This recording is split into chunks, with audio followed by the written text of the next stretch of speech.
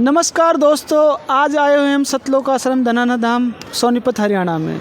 यहाँ पे काफ़ी लोगों की संख्या है जो संत रामपाल जी महाराज जी के आश्रम में बैठे हुए हैं।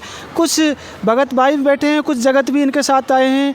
तो आइए जानते हैं इनके विचार, आपको अवगत कराते हैं। नमस्कार जी। नमस्कार जी। क्या नाम है सर आपका? मेरा नाम रामदास है। आप कहाँ से आए सर? मैं महाराष्ट्र पुणे से आया हूँ। आप किसके साथ आए थे सर? मैं हमारे दोस्त के साथ आया हूँ। सर आप यहाँ पे संत रामपाल जी महाराज जी के आश्रम में आपके दोस्त के साथ आए हैं, तो आपको यहाँ पे सबसे पहले संत रामपाल जी महाराज जी बता रहे हैं कि कबीर देव है, कबीर परमात्मा है। तो हम आपसे जानना चाहेंगे आप किसकी भक्ति करते हैं? हम तो श्री कृष्ण जी की भक्ति करते हैं पहले से और करते आए हैं। और हमारे दोस्त ने बताया है कि प्रोग्राम है, चलो हमारे साथ उधर आश्रम में बहुत कबीर साहब का बड़ा भंडारा होता है, उधर जाएंगे तब आपको पता चलेगा कि कैसा भंडारा होता है। 3 दिन कैसे खाना खिलाया जाएगा। उस टाइम पे कबीर साहब आए थे, ऐसे बोल रहे थे, वो 18 लाख लोगों को खाना खिलाया था वगैरह वगैरह, ऐसे बताइए। आपको उधर जानकारी मिल जाएगी, आप चलो। हम तो बोले हम तुम्हारे साथ घूमने के लिए चल सकते, मगर उधर का कुछ हम लेन देन नहीं करेंगे, क्योंकि हमारा किशन भगवान हमारा सब कुछ है। हमारे फैमिली पहले से होते आ रही, पूजा पाठ करते आ रहे, वही हमारा कृष्ण भगवान ही सब कुछ है हमारे लिए। सर आप कृष्ण जी की भक्ति करते हैं, तो कृष्ण जी जो हैं जितने भी भक्ति वाले हैं, आपको इन भक्तों के माध्यम से कोई बातें जो बताई हैं वो विश्वास नहीं हो रही हैं, तो आप यहाँ पे सर्वप्रथम आए हैं, आपको जैसा भी जो अनुभव लगा है आप अपना बता रहे हैं, अच्छी बात है। तो ये जो बता रहे हैं इनकी बातों में कहाँ तक आप असहमत हैं? मुझे तो देखो ये जो बता रहे हैं अभी तक तो खाली बोल रहे हैं कि ये ऐसा है, कबीर साहब ऐसा है, कबीर साहब ऐसे है, और उन्होंने काशी में ऐसा ऐसा किया था, वो कहानियाँ बता रहे। हमने तो वो किताब में पढ़ा था पहले, मगर अभी संत रामपाल जी महाराज के बारे में बता रहे। पूरी दुनिया उनकी चरणों में जा रही है। बोला ऐसा नहीं हो सकता। देखो पूरी दुनिया जिसके पीछे है वो किशन भगवान ही है। और आज तक हम देखते आए, हम श्रद्धा से उनकी पूजा पाठ कर रहे हैं। हमारे सारे जितने भी संबंधी है वो सब कृष्ण जी का ही सब प्रोग्राम मना रहे हैं। जैसे राम जी होते हैं, कृष्ण भगवान होते, वहाँ तक तो ठीक है। आगे अभी ये बता रहे हैं कि परमात्मा आए हुए इस धरती पे। और कैसे आए हैं? परमात्मा पहले से तो आए हुए, वो तो कृष्ण भगवान ही है। सर आप कृष्ण जी की भक्ति करते हैं, तो आप अंतिम समय में आपकी जीव आत्मा जो भक्ति मिली हुई है वो कहाँ जाएगी? देखिए मेरा तो कहना यही है आज तक कि परमात्मा जो बोलते हैं वो तो कृष्ण भगवान लास्ट है। देखिए हमें तो मोक्ष पाना है, मगर कृष्ण भगवान जी का ही लास्ट दर्शन करके या उनका नाम लेके ही राधे राधे कृष्ण कृष्ण करके हम मोक्ष प्राप्ति कर सकते हैं। वैकुंठ धाम हमारा तो वही श्री कृष्ण भगवान जी है। सर नमस्कार। सर नमस्कार। आपका नाम क्या है सर? मेरा नाम विश्वास, सातारा, महाराष्ट्र। सर आप संत रामपाल जी महाराज जी से कब जुड़े? संत रामपाल जी महाराज जी से 2010 में जनवरी में जुड़े हैं। 2010 से आप भक्ति कर रहे हैं, तो सर संत रामपाल जी महाराज जी के ज्ञान से आप अपने साथी भाई को कैसे समझाना चाहोगे कि इनकी भक्ति कितने स्तर तक है, इनसे आपकी भक्ति कहाँ तक की ऊपर की है, ये आप कैसे समझाना चाहोगे? संत रामपाल जी महाराज जी हमें जो ज्ञान दे रहे हैं, ये जो भक्ति कर रहे हैं, जैसे श्री कृष्ण भगवान, ये जो है ब्रह्मा विष्णु महेश, ये 3 लोकों की देवता है, और वो 3 लोकों तक की वो भक्ति कर रहे हैं, जिससे कि उस भक्ति से वो कहाँ तक जाएंगे? स्वर्ग तक जाएंगे। लेकिन वहाँ तक जाने के बाद उससे आगे कहाँ जाएंगे? तो उनके इस सवाल का जवाब उनके पास है नहीं। सर एक बात आई है इनकी कि आप वैकुंठ धाम स्वर्ग तक जाओगे, आपको स्वर्ग से ऊपर ही और कुछ बता रहे हैं, उससे ऊपर की जानकारी नहीं है। अभी तक तो देखो इस विश्व में किसने बताया तो नहीं है। जितने भी सारे हमने सदग्रंथ पढ़े उसके अंदर किसी हमारे जैसे दादा परदादा होके चले गए, उन्होंने तो कभी बताया नहीं कि उसके आगे कुछ होता है। ब्रह्मा विष्णु महेश यही तक सीमित है। तो पृथ्वी लोक, पाताल लोक या आकाश लोक जो भी होता है उसके अंदर तो यही 3 देवता है। और चौथा देवता कौन सा आ गया? उससे बड़ा भी कोई है? अभी तक पता नहीं चला आज तक मुझे। सर इनका कहना है कि हमने तो 3 लोक सुने हैं, पृथ्वी लोक, पाताल लोक, स्वर्ग लोक। स्वर्ग लोक में जो चला जाता है तो वही सर अमर लोक में चला जाता है, इनका कहना ये है। तो ये अंतिम स्वर्ग लोक को जान रहे हैं, सभी जगत लोग जो हैं स्वर्ग लोक तक जानते हैं, हमने भी ये सुना है। आप स्वर्ग लोक से ऊपर की कौन सी भक्ति लिया है रामपाल जी? कौन सी ऐसी भक्ति बता रहे हैं जो स्वर्ग से भी ऊपर है? संत रामपाल जी महाराज हमें अपने सदग्रंथों को खोलकर, जैसे कि भगवत गीता है, ये चारों वेदों का टाइटल है और उसके अंदर पूरा ज्ञान वेदों के माध्यम से उसके अंदर दिया गया है। अभी संत रामपाल जी महाराज इनसे ऊपर, जो ब्रह्मा विष्णु महेश, इनसे ऊपर ब्रह्म है, जो कि जिसका प्रमाण भगवत गीता के अध्याय 15 के 16 नंबर श्लोक में बताया गया है। अध्याय 8 के 13 नंबर श्लोक में उस ब्रह्म की भक्ति के बारे में ओम तत्सत इति अक्षरम त्रिगुण निर्देशनम, मतलब उस ब्रह्म का मंत्र तक उसके अंदर बताया गया है। अभी ये तो ब्रह्म तक तो भक्ति है, और इससे भी ऊपर, जैसे कि अध्याय 15 के 16 नंबर श्लोक में क्षर पुरुष मतलब ब्रह्म और अक्षर पुरुष पर ब्रह्म। सर ये क्षर कौन है, इसको थोड़ा डिटेल से बताइए, ब्रह्म कौन है? हाँ, क्षर पुरुष जिसे ब्रह्म कहा जाता है, ज्योति निरंजन, काल, कैल, ये इसके सदाशिव, ये इसके नाम है। जैसे कि वो ब्रह्म है, ब्रह्मा विष्णु महेश इनके जनक है, मतलब इनके पिता है। तो ये ज्ञान मतलब भगवत गीता के अंदर अध्याय 14 के 3 और 5 नंबर श्लोक में भी बताया कि तीनों गुणों की उत्पत्ति प्रकृति और सदाशिव के माध्यम से हुई है। जैसे कि ब्रह्मा विष्णु महेश इनकी उत्पत्ति, तीनों की उत्पत्ति ब्रह्म और प्रकृति से हुई है। तो प्रकृति मतलब दुर्गा इनसे हुई है, तो सिद्ध है कि वो ब्रह्म इनसे भी ऊपर है, जिससे इनकी उत्पत्ति हुई है।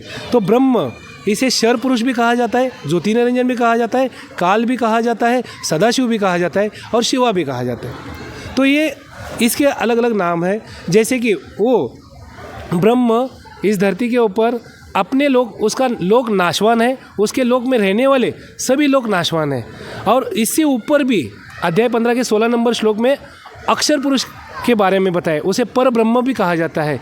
तो वो उस लोक के अंदर भी सभी नाशवान है, और वो देवता भी नाशवान है, उस लोक के अंदर रहने वाले सभी नाशवान है। अभी अध्याय 15 के तो एक मिनट से, हाँ, आपका मतलब कहने का ये निकल रहा है सीधा सीधा कि स्वर्ग से ऊपर ब्रह्म का लोक है, जिस जो ब्रह्मा विष्णु महेश का पिता है उसका लोक है, और ब्रह्म से ऊपर पर ब्रह्म का लोक है, ये कहने का मतलब है। और ये ब्रह्म का लोक भी पर ब्रह्म का लोक भी, ये भी दोनों नाशवान है, ये भी नष्ट होते हैं।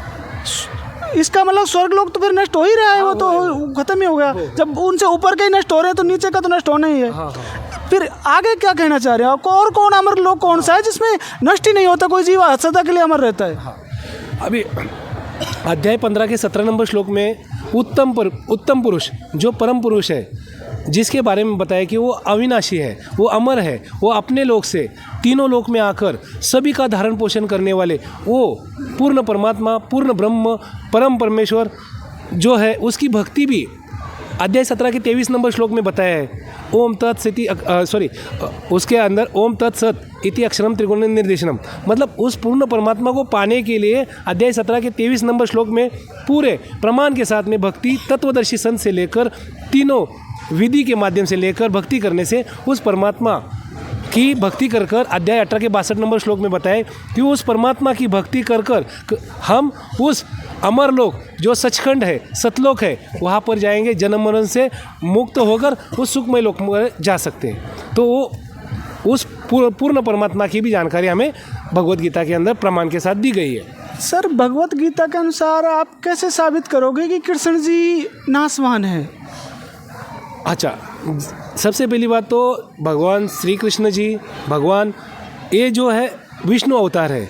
जैसे राम, श्री राम प्रभु, ये भी विष्णु अवतार है। और जो गीता जी का ज्ञान भी इस धरती पर भगवत गीता के अंदर श्री कृष्ण भगवान ने अध्याय 4 के 5 नंबर श्लोक में खुद बताया, प्रमाण के साथ बता रहे, हे अर्जुन, तेरे भी असंख्य जन्म हो चुके हैं, मेरे भी असंख्य जन्म हो चुके हैं। इसका ज्ञान तुझे नहीं है, मुझे है। मैं इससे भी सिद्ध हो जाता है कि ज्ञान देने वाला भी जन्म मृत्यु में है और ज्ञान सुनने वाला भी जन्म मृत्यु के अंदर है। ये तो हो गया। अध्याय 2 के 12 नंबर श्लोक में ये यहाँ तक बताए, हे अर्जुन, ये राजा लोग तू और मैं पहले भी थे, अभी भी है, आगे भी रहेंगे। यदि तू नहीं मारेगा तो भी मैं मारूंगा इनको। मतलब इससे भी सिद्ध हो जाता है कि ज्ञान देने वाला और ये जैसे ज्ञान देने और ज्ञान लेने वाला, दोनों भी जन्म मृत्यु के अंदर है। अध्याय 10 के 2 नंबर श्लोक में भी बताया, अर्जुन ये देवी देवता और इनसे मेरा जीवन अलौकिक है, मतलब इससे भी सिद्ध हो जाता है कि इनका आना जाना चलो है। तो इनका इन श्लोकों के माध्यम से तो क्लियर हो जाता है कि जन्म मृत्यु हो जाता है, और जिनका जन्म मृत्यु हो जाता है वो तो उनका मोक्ष हो ही नहीं सकता। तो सर आप ये जो भाई साहब बता रहे हैं कि अमर भगवान जो है कृष्ण जी हैं, तो इनको कैसे संतुष्ट करोगे? ये अमर कृष्ण जी कैसे नहीं है? इनका तो कहना है कि कृष्ण जी अमर हैं, अमर भगवान कृष्ण जी कैसे नहीं है? जैसे कि अभी विष्णु भगवान मतलब श्री कृष्ण भगवान, राम प्रभु, इनकी भक्ति करने से हम तीनों लोकों के अंदर वैकुंठ के अंदर जा सकते हैं। अभी अध्याय 8 के 16 नंबर श्लोक में खुद बताया गया है कि ब्रह्म लोक तक गए हुए सभी पुण्यात्मा पुनरावृत्ति में है। मतलब अभी ये ब्रह्मा विष्णु महेश इनके लोक से भी ऊपर जो ब्रह्म लोक है, मतलब वहाँ तक गए हुए सभी लोग पुनरावृत्ति के अंदर है। तो इस प्रकार होने से तो ये कहा, ये इस प्रकार रहने से ये मोक्ष तक नहीं जा सकते, क्योंकि वो यदि ब्रह्मा विष्णु महेश की भक्ति कर भी इनके पुण्य जितने हैं उतने वहाँ पर स्वर्गलोक में रहेंगे, और उसके साथ इनके पाप कर्म जितने होंगे उसको भोगने के लिए नरक लोक में चले जाएंगे। तो ये चलते रहेगा। तो ये छूटेगा कब? ये छूटने के लिए हमें अध्याय 18 के 62 नंबर श्लोक में बताया कि उस परमात्मा की भक्ति करनी चाहिए, जिसकी भक्ति करने से हम अमर लोक में चले जाएंगे, जहाँ जाने से हमारा जन्म मृत्यु खत्म होगा, वहाँ पर सुखी रहेंगे और सुखमय लोक में जाकर उस सचखंड में चले जाएंगे। तो उस भगवान की, उस सब का मालिक एक है, उसकी भक्ति करनी चाहिए। तो इसका आपका कहने का मतलब कि अमर भगवान कबीर है, कृष्ण जी नासवान है जी। सर कृष्ण जी तो आप क्या मानते हो, कृष्ण जी तो अमर है या नासवान है? नहीं, वो कृष्ण भगवान तो अमर है, आज तक तो हमने सुनते आया है। सर ये बोलना चाह रहे हैं कि कृष्ण जी अमर है, मुझे कृष्ण जी की प्राप्ति करनी है। आप कैसे सिद्ध करोगे कि कृष्ण जी नासवान है, उनकी मृत्यु होती है? सबसे पहली बात तो कृष्ण भगवान ये तीनों लोगों के देवता है। इनकी भक्ति कर इनके धाम में जा सकते हैं हम लोग, लेकिन वहाँ पर हम ज़्यादा समय रह नहीं सकते। जितना हमारा कर्म है उतने ही रह सकते। फिर वहाँ लोक में, उस लोक में ये मतलब वहाँ उस लोक में रहकर है ना, हम कोशिश करते हैं। सर इनका कहना है कि कृष्ण जी अमर भगवान है। कृष्ण जी की मृत्यु कब हुई, कैसे हुई, आप कैसे सिद्ध करोगे इनको? सबसे पहली बात तो श्री कृष्ण जी विष्णु अवतार है, जो कि श्री राम प्रभु इस धरती पर जब आए थे तो सुग्रीव का भाई बाली, इसको उन्होंने पेड़ की आड़ लेकर उन्होंने उसकी हत्या की थी, धनुष मतलब बाण मारकर उसकी हत्या की थी। लेकिन ये उसकी जो हत्या करने से उनको कर्म मतलब उसको इस धरती पर फिर से श्री कृष्ण रूप में आकर उसका बदला देना पड़ा। और बदला देने के लिए वो जो बाली वाली आत्मा है वो यहाँ पर धरती पर भील रूप में आई, और राम वाली आत्मा श्री कृष्ण रूप में इस धरती पर आए। और वो भील वाली आत्मा उन्होंने श्री कृष्ण जी के पैर में विषारी तीर को मार दिया, जिसके कारण वो विष के कारण उनकी मृत्यु हो गई। अभी विष के कारण यदि भगवान की मृत्यु हो सकती तो वो अमर कैसे हो गए? ये अमर तो हो नहीं सकते। इसलिए अमर परमेश्वर पूर्ण परमात्मा कबीर साहब है। और इसका ज्ञान आप न्याय ज्ञान गंगा पुस्तक में अंदर पढ़ सकते हो, सभी सदग्रंथों के अंदर प्रमाण के साथ देख सकते हो। इसलिए पूर्ण परमात्मा कबीर साहब है। सर इनके कहने से बात तो हमको भी कुछ अच्छी लग रही है, इनकी जम रही है, और विश्वास भी हो रहा है कि कृष्ण जी को पैर में तीर लगा और उनसे उनकी मृत्यु हो गई। तो कृष्ण जी अमर भगवान तो नहीं हो पाए। अमर भगवान का मतलब है कि उनका मृत्यु ना हो। तो सर इनकी बातों से आप कहाँ तक सहमत हैं? जैसे कि हमारे भाई साहब ने कहा कि श्री कृष्ण जी को विषारी तीर लगने से उनकी मृत्यु हुई है, तो ज़रूर इनकी से जानकारी लेंगे। अभी हमारे दोस्त के साथ हम आए यहाँ पे समागम में, तो वहाँ पे सदग्रंथ उन्होंने बताएंगे कि वो सदग्रंथ में देखिए कि वो पूरे प्रमाण के साथ आपको दिखाएंगे। फिर उसके बाद आप मुझे भी मानना पड़ेगा कि ठीक है, अगर प्रमाण के साथ होता है तो मुझे भी सोचने पे मजबूर होना पड़ेगा कि ज़रूर सोच सकते हैं। अगर पूर्ण परमात्मा जो आप बोल रहे हैं परमात्मा इस धरती पे आए संत रामपाल जी महाराज, तो हम भी उनके बात से सहमत रहेंगे, मगर जब तक हम प्रूफ नहीं देखते तब तक कुछ नहीं मानेंगे, क्योंकि हमारे लिए श्री कृष्ण भगवान एंड तक है, उसके बाद सोचा जाएगा। गीता जी भी ये बात कहती है कि जब जब धर्म की हानि होती है तब तब मैं धरती पे आता हूँ। तो इस आधार से गीता ज्ञानदाता जो है अमर भगवान साबित नहीं हुए, इनकी बातों में मुझे भी कुछ लगता है कि सत्यता है। और इनका लेकिन कहना है कि कबीर देव ही सुप्रीम गॉड है। उसके लिए आपको ये पुस्तक देते हैं, उसमें अगर आपको लगता है कि वास्तव में ही कबीर परमात्मा अमर हैं तो आपको रास्ता बदलना चाहिए और तुरंत मोक्षदायक भक्ति करनी चाहिए, क्योंकि इनकी बातों से लग रहा है स्पष्ट, जब श्री रामचंद्र जी एक नारद जी के श्राप के कारण जन्म में आए और उनकी वनवास हो गया, उनकी सीता माता चुर गई, पत्नी चुर गई, फिर वो वापस भी आई, फिर सीता माता धरती में समा गई। एक नारद जी के श्राप को श्री रामचंद्र जी नहीं काट पाए। दूसरा कारण, जब उनसे बाली गलती से मर गया, छिप के मार दिया उन्होंने, तो उसका बदला भी उन्हें कृष्ण जी के रूप में चुकाना पड़ा। तो इन बातों से स्पष्ट यहाँ पे इनकी बातों में सत्यता दर्शा रही है और विश्वास करना ज़रूरी है।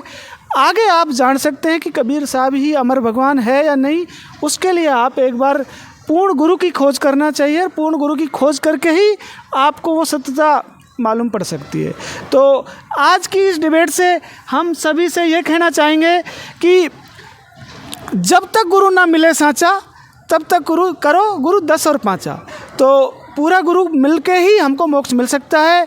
और ये आप जान सकते हो कि आप गलत हैं या सही हैं या पूरे मार्ग पे हैं अधूरे मार्ग पे हैं, ये आपको ग्रंथ ही क्लियर कर सकते हैं। तो जैसे मैं बोलना चाहूँगा, हमारे दोस्त हमारे इतने लंबा दूर से महाराष्ट्र से लेके आए कि इनका कहना है कि पूर्ण गुरु इस धरती पे आए हुए। आज तक हमें तो नहीं सोचा था, मगर आइए बता रहे कि प्रूफ के साथ बताएंगे। जिस दिन हम सदर ग्रंथ देखेंगे ओपन करके, अगर प्रूफ मिलेंगे तो ज़रूर हम भी इनके बातों से समझ लेंगे कि हमें भी नाम दीक्षा लेना चाहिए। पूर्ण गुरु की मुझे भी आवश्यकता है, मुझे भी मोक्ष की प्राप्ति होनी है। मैं भी इनकी एक इंसान हूँ, इस धरती पे आया हूँ तो मैं मोक्ष के तरफ जाना चाहता हूँ। मैं भी, मेरा भी जन्म मृत्यु नहीं होना चाहिए जैसे इन्हीं बता रहे, हम तो मोक्ष की तरफ ही जाना चाहेंगे। तो इनकी बातों से मैं ज़रूर सहमत रहूँगा जब तक मुझे प्रूफ नहीं मिलता है। प्रूफ होने के बाद हम जरूर जाएंगे और इसका रास्ता कैसा वो दोस्त बताएंगे। देखो हमारा दोस्त है, हमें तो गलत नहीं बताएगा।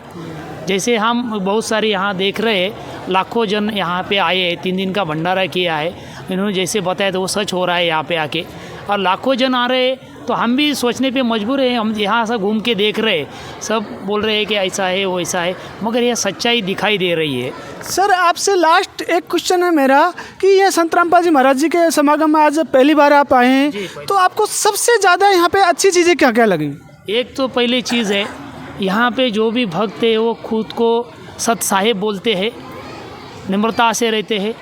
किसी को बात करेंगे तो सत्सापी बोलते हैं, आगे कुछ नहीं, आपको कुछ ज़रूरत है ये भी पूछते हैं। और एक बात देखी गई है हर जगह, माइयों का एक अलग से रहन सहन है, खान पीना उना अलग है। यहाँ पे भाइयों का एक साइड में ऐसा जगत में कहीं नहीं मिला, हमारे में तो कहीं नहीं है आज तक। और दूसरी एक बात देखी है, टाइम पे सब कुछ है, 24 तास भंडारा रहता है। अभी जगत में ऐसा तो कुछ होता नहीं भाई, 2 घंटा खा लिए पूरा जितने बने निकल लिए।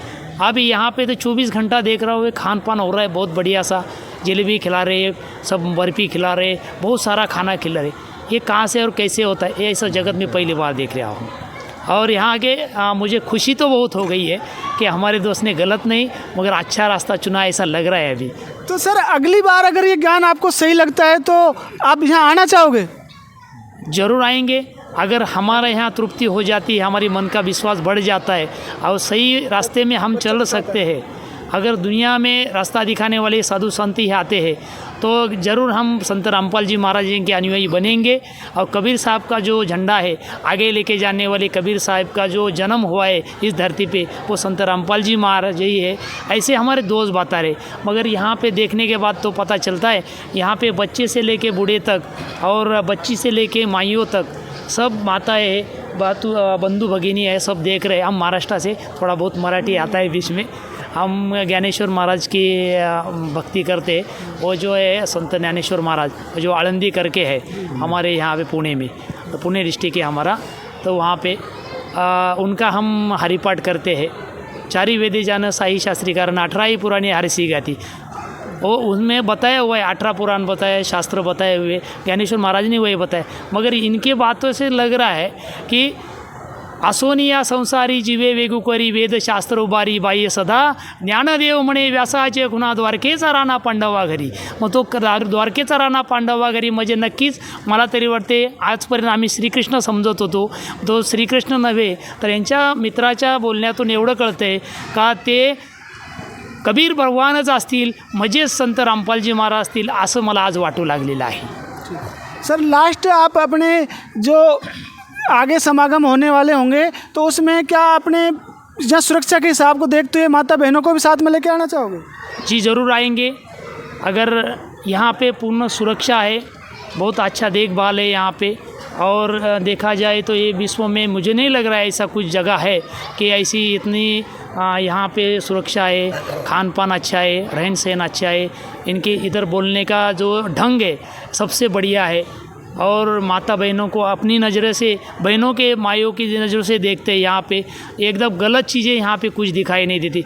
जितने ऐसे बोर्ड लगाए हुए बाहर के जैसे कभी सदगुरु के उपदेश का लाया एक विचार, जय सदगुरु मिलते नहीं जाता नरक द्वार, ये जो वाणियाँ लिखी हुई है यहाँ पे मैंने देखा, बहुत बढ़िया है।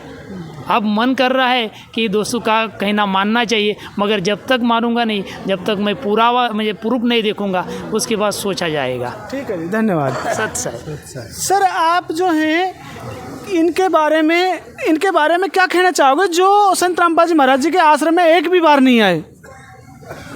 जब तक श्रद्धालु संत रामपाल जी महाराज जी का ज्ञान सुनकर समझकर आश्रम में नहीं आता है, तब तक उन्हें पता नहीं चलता है कि यहाँ पर किस प्रकार से व्यवहार चल रहा है, यहाँ पर किस प्रकार से आधीनता है, विवेक है, सबको एक दृष्टि से देखते हैं, एक समान है।